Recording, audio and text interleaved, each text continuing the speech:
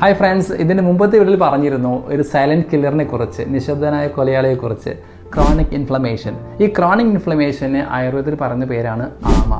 ഈ ആമം എങ്ങനെയാണ് ശരീരത്തിൽ ഉണ്ടാവും എന്നുള്ളത് സിമ്പിളായിട്ട് പറഞ്ഞുതരാം. നമ്മൾ ആഹാരം കഴിക്കുന്ന സമയത്ത് ഭക്ഷണം കഴിച്ചു കഴിഞ്ഞാൽ അത് ശരിയായ രൂപത്തിൽ ദഹിച്ചു കഴിഞ്ഞാൽ ശരിക്കും രണ്ടായി തിരിയണമല്ലോ, പോഷകാംശം മലാംശമായിട്ട്.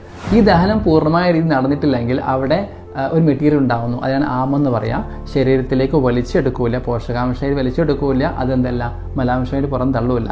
അങ്ങനെ ഈ ഒരു അവസ്ഥയാണ് ആമെന്ന് പറയാം. ഈ ആമം ഈ അവസ്ഥ എന്ത് ചെയ്യുമെന്ന് വെച്ചാൽ കുറച്ച് കാലം ഈ കുടൽ കെട്ടിക്കിടക്കുകയും എന്നിട്ട് കുറച്ച് കഴിഞ്ഞാൽ ഇത് പിന്നെ നേരെ വലിച്ചെടുത്ത് സർക്കുലേഷനിലേക്ക് കളയും.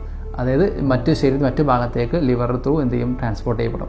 ഈ ആമം സർക്കുലേഷനിലൂടെ എല്ലാ ഭാഗത്തേക്ക് എത്തുന്നതോടുകൂടി അവിടെയുള്ള സന്ധികളിൽ, അവിടെയുള്ള രക്തക്കുഴലുകളിൽ തന്നെ എല്ലായിടത്തും ഈ ആമം എത്തുകയും അവിടെ ഒരു ആമശോഫം എന്ന് പറയുന്ന അവസ്ഥയിലേക്ക് എത്തും. അതിനാണ് പറയാം chronic inflammation.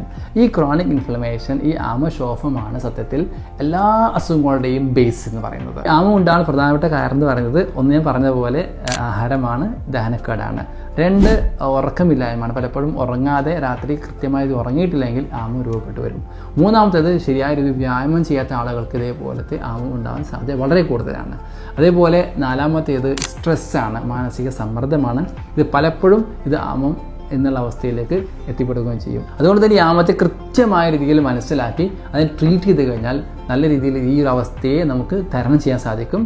All the best.